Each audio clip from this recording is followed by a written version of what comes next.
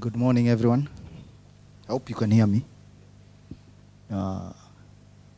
We are the team from Kenya. And I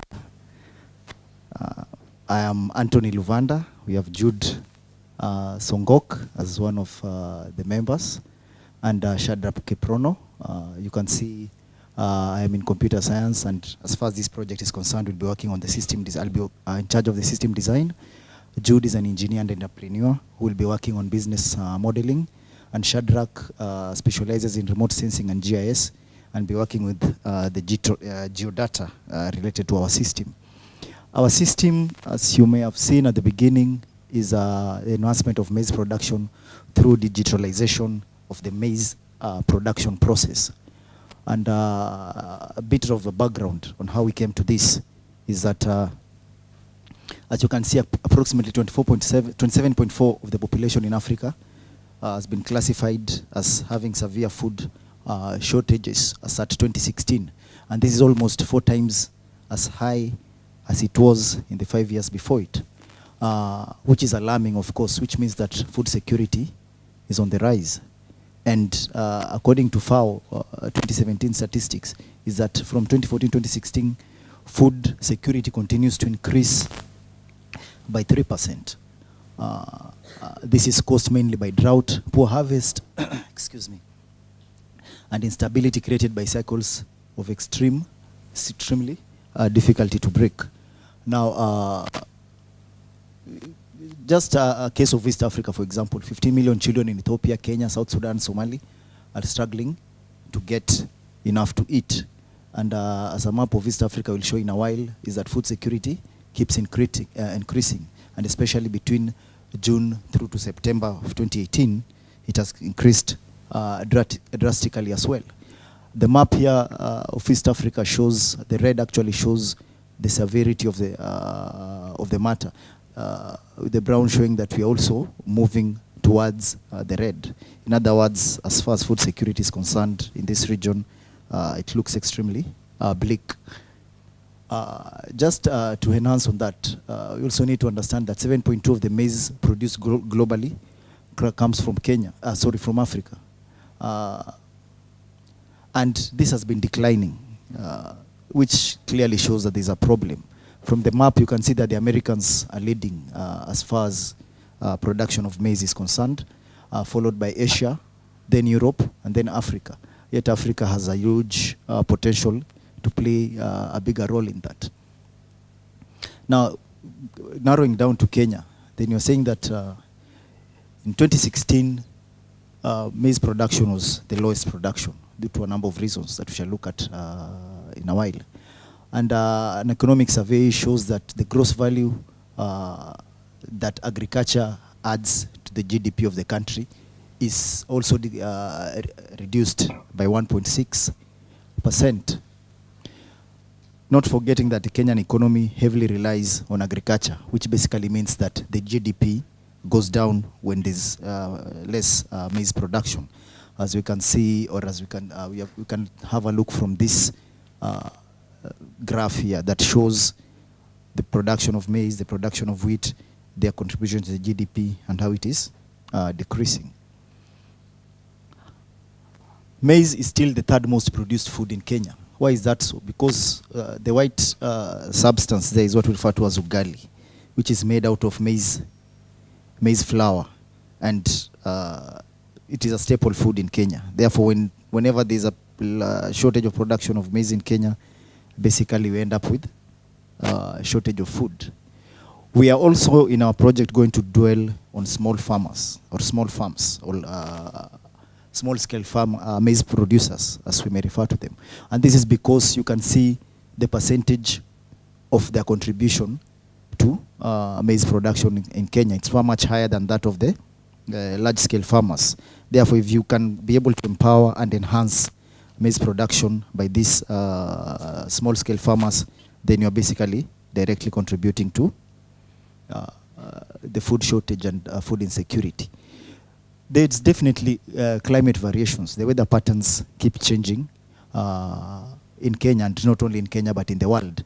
And that has a direct impact on the production of food. For example, you can see from the images, we experience drought, then immediately after the drought you experience floods, and it leaves most farmers in a dilemma of how to go about the production. Still, on maize and maize production, it's also affected highly by diseases. For example, the fall armyworm, which is not a disease as such, but it is a pest that attacks the maize, and when that happens, then there's no proper yield. As confirmed by that chart there, you can see the presence is almost in all over Africa, and the suspected areas are the ones there. The ones that are not, there are no reports, probably is either due to very little or no maize farming taking place in those regions.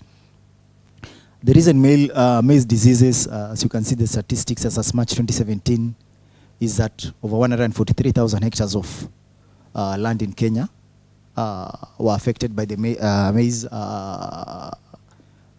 the fall armyworm, for example. And you can see how it starts with the larva, and then it starts sitting on the roof and the stalk and so on, and you end up with that kind of crop, which basically means that you will not have any yields at the end of all that. And the impact of the armyworm is, as we can see from the chart there. I'll try and move very fast. Now, what is the problem that we are dealing with? We are saying that we've got various diseases, we have got climatic issues, and probably poor husbandry that is affecting how our production is going. I'm just sliding through this slide so that we go to the actual problem analysis. So where is the problem? The problem is first and foremost over reliance of traditional ways of maize farming and counterfeit maize inputs, which is a big problem in Kenya. There's unreliable weather information from the meteorological department in Kenya, inadequate support from government to maize farmers, and laxity from government extension officers, who are the actual agronomists that are employed by the government to assist farmers. That leads to lack of appropriate information to farmers, which then leads to farmers planting during inopportune moments in regards to the weather. They also engage in poor husbandry of the maize crop, which leads to poor farm yields, and with poor farm yields, we end up with food insecurity and low household incomes. So our objectives is to introduce new improved ways of maize farming and verify inputs, provide reliable weather information, involve government in support activities for maize farmers, and work closely with the extension officers. If we do this, then we'll provide appropriate information to farmers, and the farmers will start tilting the farm in good time. Poor husbandry of maize crop will no longer be there, because they'll be now doing it the proper way because of the information that they have, and that will lead to improved yields, which will increase food security and improve household income. We are looking to work in the western region of Kenya, particularly, to start with, that is, particularly in Kakamega County, which is in the western part of Kenya. This is a maize growing area, and most of these problems you are talking about have been reported in that particular area. Then we can be able to scale the project further as we go on. I will let my colleague explain to you how we are going to achieve that. Thank you, Anthony. My name is Jude. I'd like to walk you through how we are going to solve this problem. So we know the problem at large is about food security and diseases and crop husbandry. So how are we going to do it? First of all, we just need to know the scale in which mobile penetration and internet penetration is in Kenya. And so far so good. We know Kenya for its adoption of a financial system, M-Pesa, which has revolutionized the financial sector. And at the same time, we note that about 97% of phones that are being sold by one of the leading e-commerce company are smartphones. So with this information, we can augment that with the content or the data from the Communications Authority of Kenya, which informs us that about 70%, there is about 70% penetration, internet penetration about this year.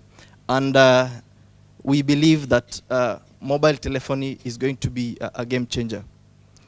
So just the statistics on the same, we can see a trend of increased internet subscription in our country. That's at about 33.3 million as of December 2017, while the country is about, has a population of about 45 million people.